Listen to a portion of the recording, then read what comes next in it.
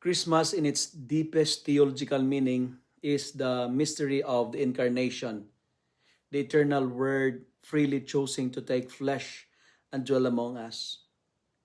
The incarnation becomes personal when I realize that God did not save us from a distance. He chose to enter our human story, to know hunger, to experience fatigue, rejection, joy, and sorrow.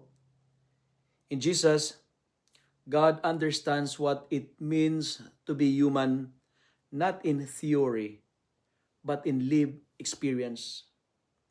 This tells me that my struggles matter to Him, that my prayers are heard by a God who truly understands my fears, my limits, and my wounds.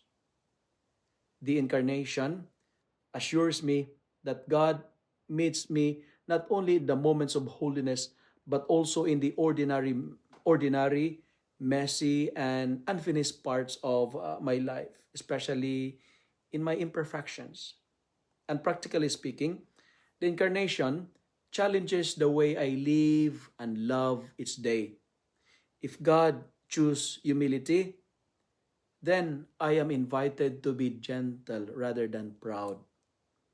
If God choose closeness, then I am called to be present to others, especially the poor, the lonely, and the overlooked. The incarnation teaches me that faith is not only about believing the right truth, but about allowing Christ to take flesh in my actions.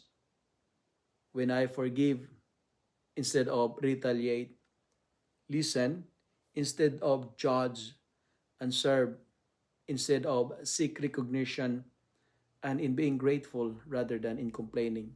And in this way, God continues to be born in the world through us. Merry Christmas, my dear friends.